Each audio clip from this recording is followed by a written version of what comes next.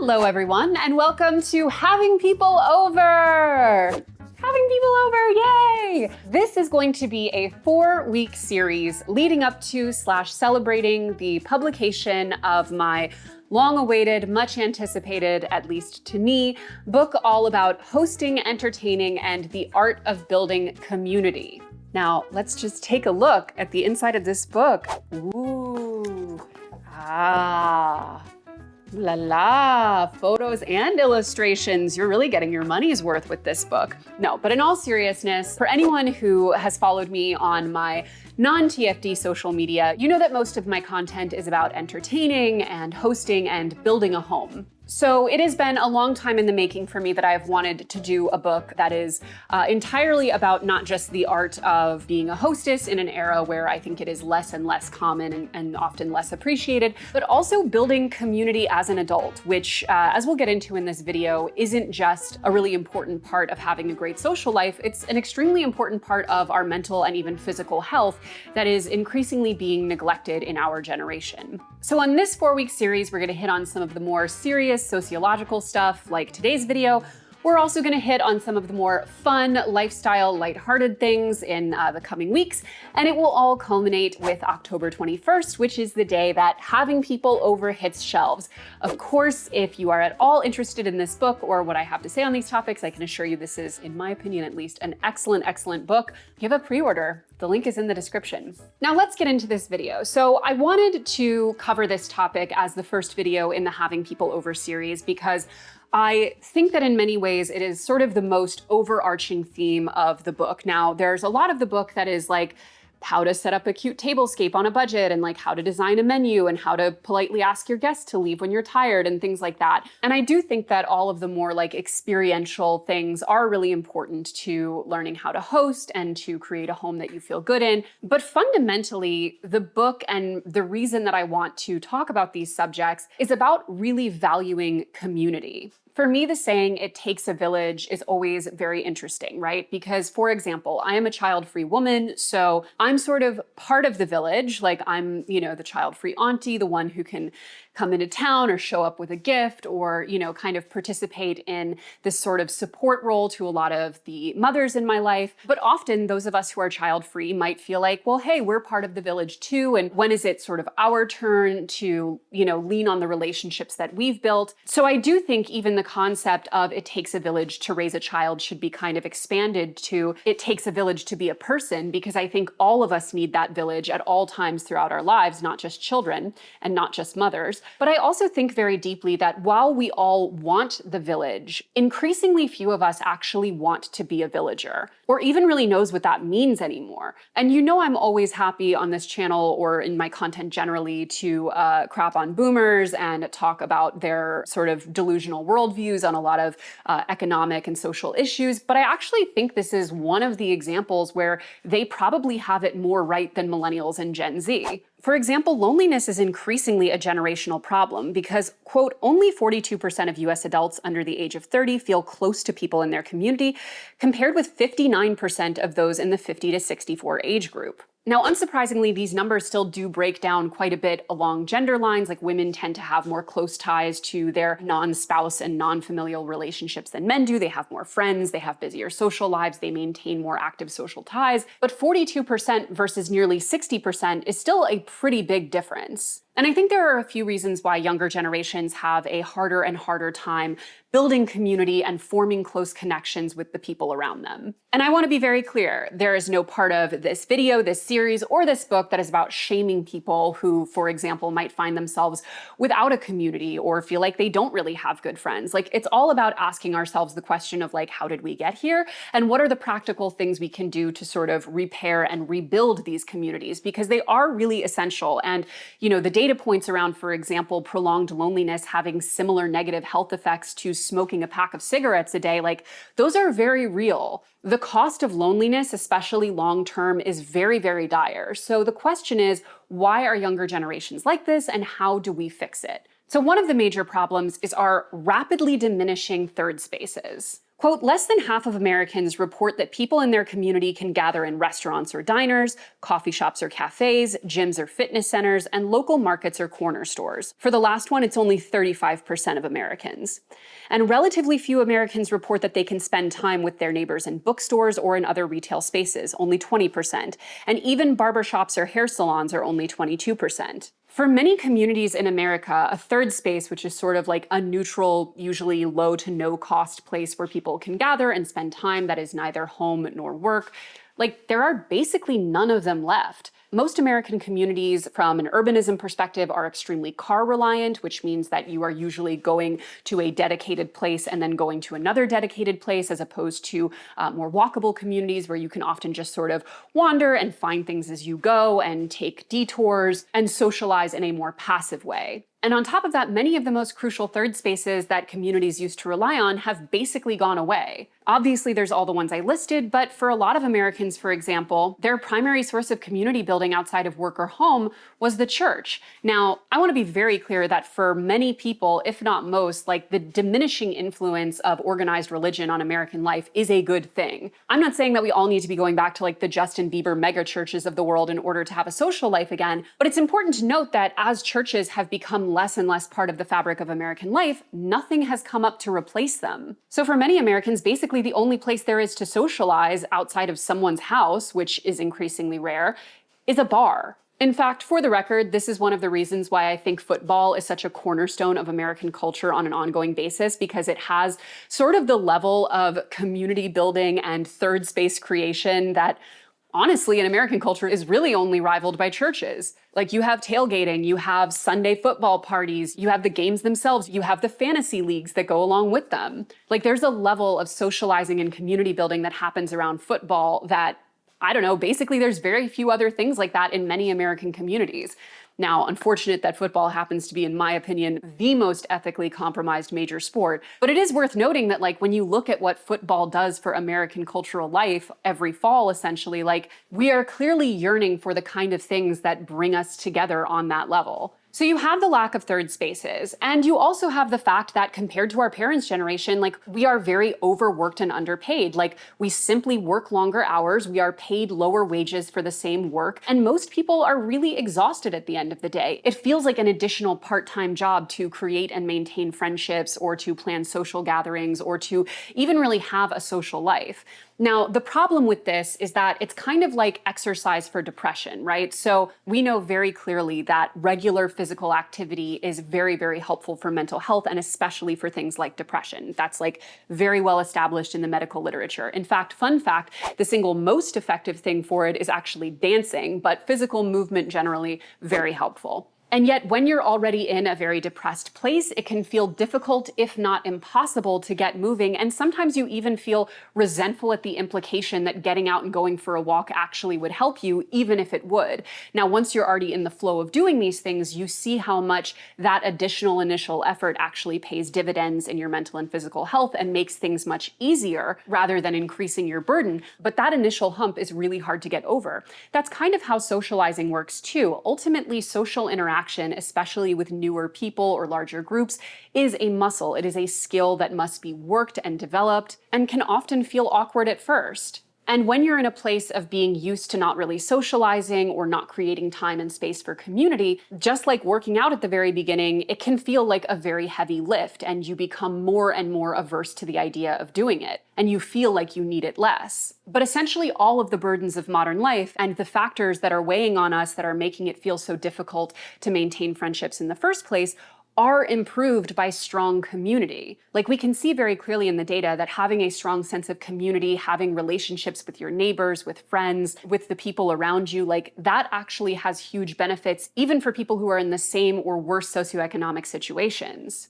And in fact, many of the mental health issues that impact wealthier people are often driven by the increasing lack of community that occurs as people get more and more wealthy. Just a small example, but as you get more wealthy, you have less of a tendency to need to rely on others to meet basic needs and live an increasingly frictionless life. So there are fewer and fewer opportunities to even meet people that you aren't paying. Point being, we are often in a place of physical and mental stress where the act of building community or making space for friendships feels like an enormous additional lift on top of everything that we're dealing with. But the problem is actually taking the time and energy to build that community does actually lessen the burdens that made it hard in the first place. So it becomes a kind of vicious cycle / chicken or the egg scenario. Now, third is obviously the impact of the internet. Now, I want to be very clear, as someone who built basically her entire career on the internet and specifically on social media, I am not going to denigrate the entire concept. There are obviously huge benefits to the internet and to social media, even as it pertains to making friends and building community. Many of the most marginalized people in the world would have basically never found communities if they weren't able to do so online past the confines of just like the people that they happened to be around. And the value of being able to seek out like-minded people for real-world connection, that can't be understated. That is a truly revolutionary and positive thing.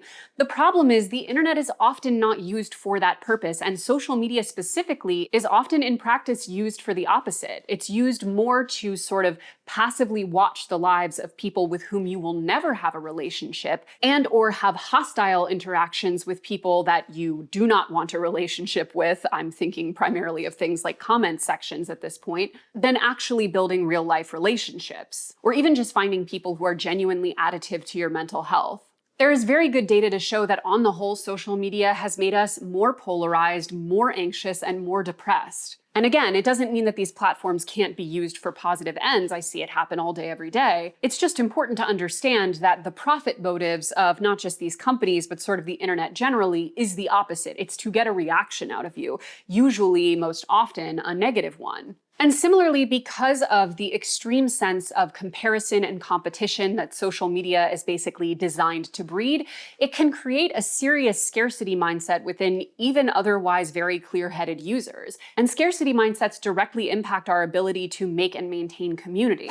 Quote, "When we function under scarcity, we represent, manage, and deal with problems differently. Because we are preoccupied by scarcity, because our minds constantly return of it, we have less mind to give to the rest of life. We find that scarcity reduces all of these components of bandwidth, and it makes us less insightful, less forward-thinking, and less controlled. Society has burdened us with extreme increases in expectations and needs, with even fewer resources and support networks to fulfill them.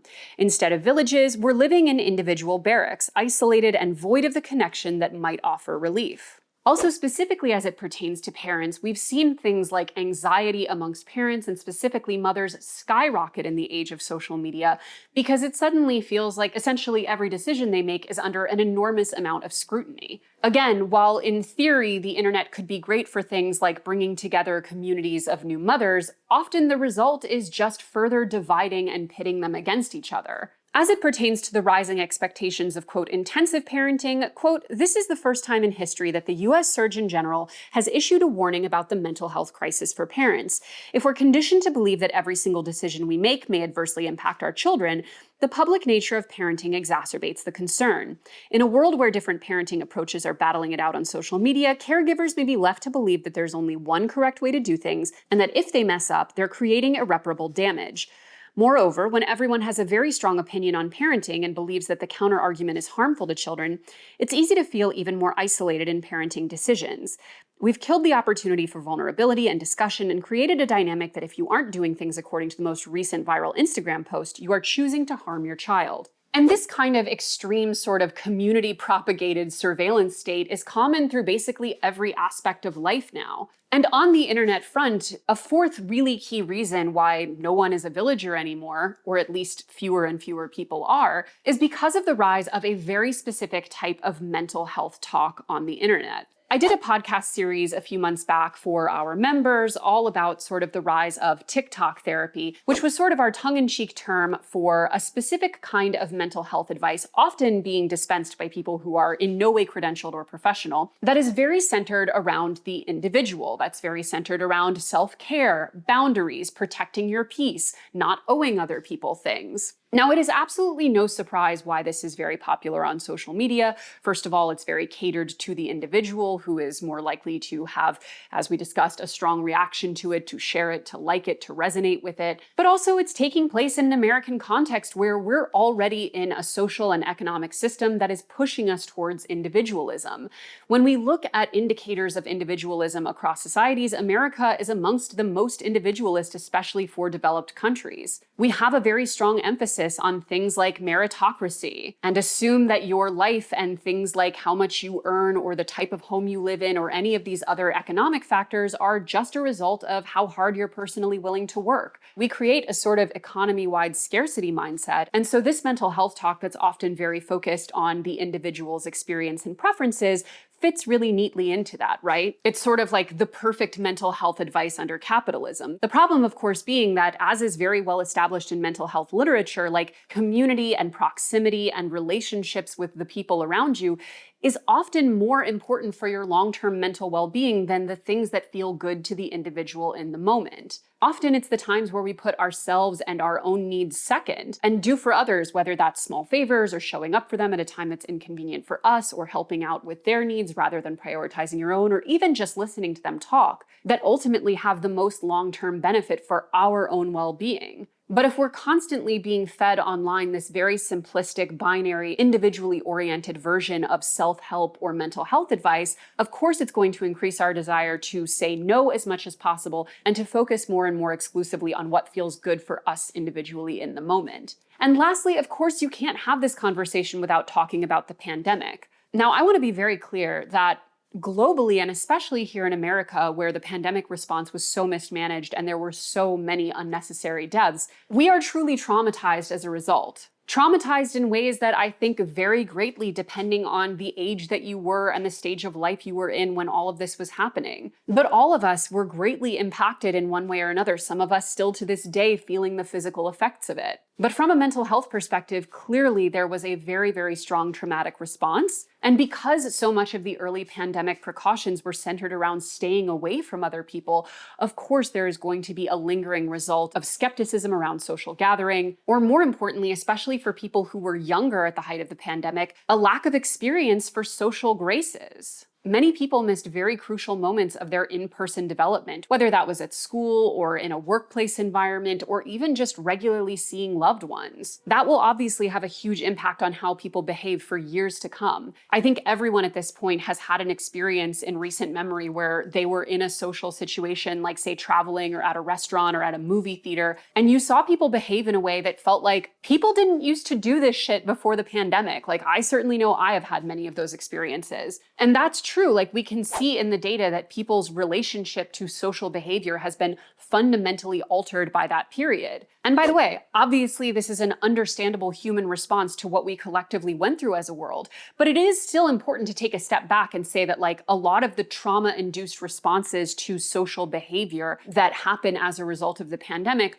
are not necessarily healthy adaptations, should maybe not be carried through, should maybe be interrogated. So we're in a situation where people are increasingly scared of each other, they're atomized on social media, they have very few opportunities to organically connect in person, their social skills are rusty after the pandemic, and they're constantly being fed mental health advice that encourages them to retreat further and further into their own individual bubbles. But at the end of the day, it is so important to remember that community is as fundamental a human need as food. We are meant to live in tribes, in packs, in groups, in communities that we know and understand and feel understood by. We need to have people we can call if we need help. And although it can sometimes inconvenience us, it actually makes us much healthier in the long term to help others. It is also very important to separate out an accurate assessment of the situation that we're in with a blamey, shamey notion of who is at fault. It is okay to say, like, the younger generations are having real problems as it comes to community building